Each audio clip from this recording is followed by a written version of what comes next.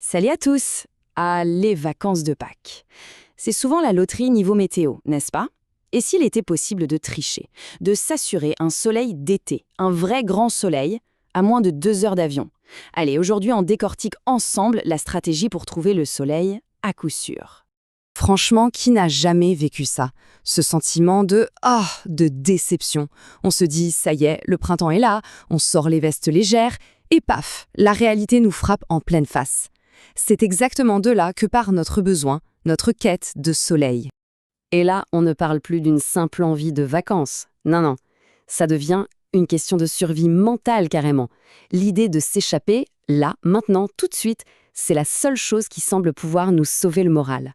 Bon, assez parlé de la grisaille, passons à la solution. Parce que oui, il y a une méthode, une stratégie super simple et diablement efficace pour déjouer la météo.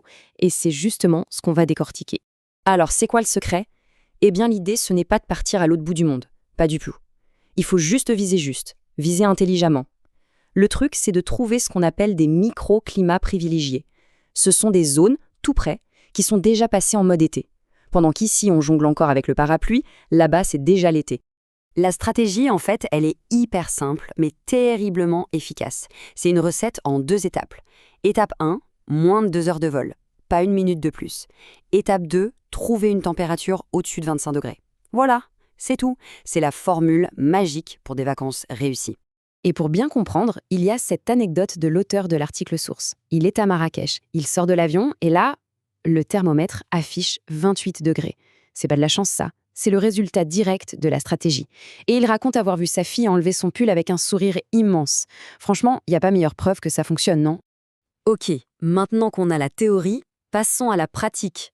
On va plonger dans le concret avec 5 destinations qui cochent toutes les cases.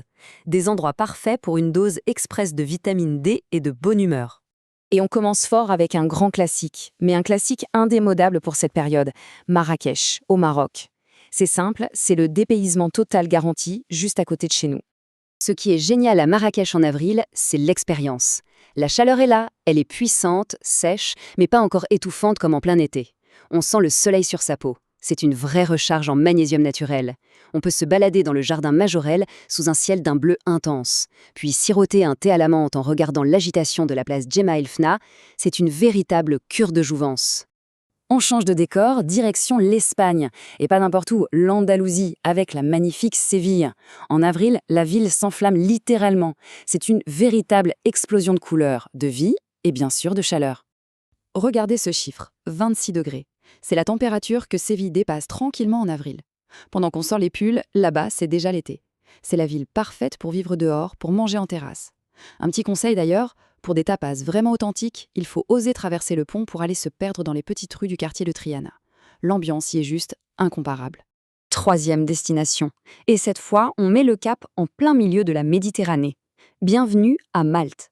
C'est un petit archipel gorgé de lumière, un bijou d'histoire, posé sous un ciel qui est, presque toujours bleu.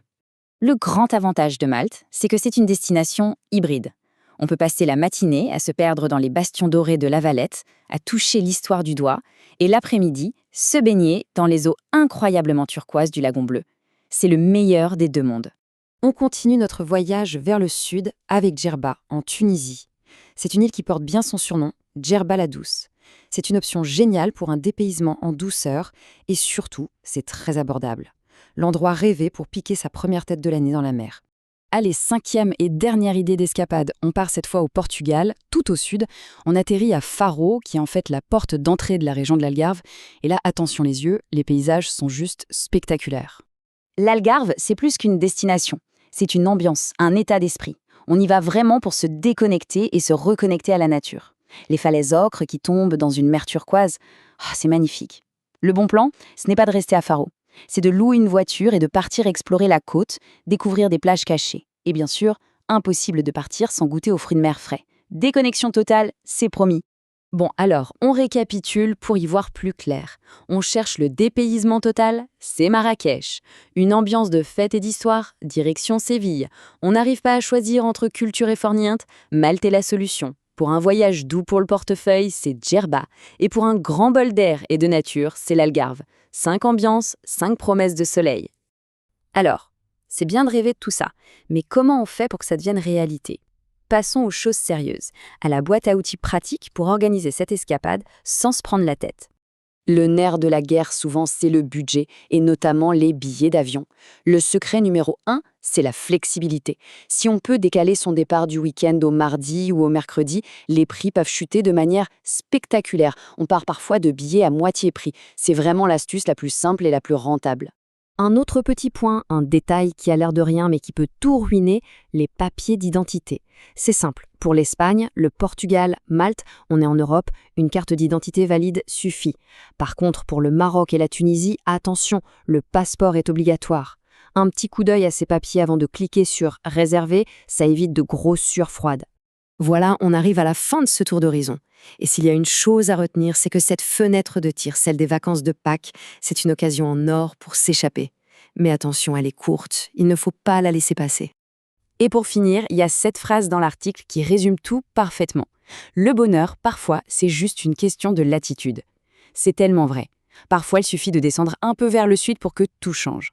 La question reste donc ouverte. Face à ce printemps qui joue les capricieux, quelle sera la meilleure stratégie pour aller chercher le soleil? C'est le moment de choisir sa latitude. Merci d'avoir suivi cette exploration ensoleillée.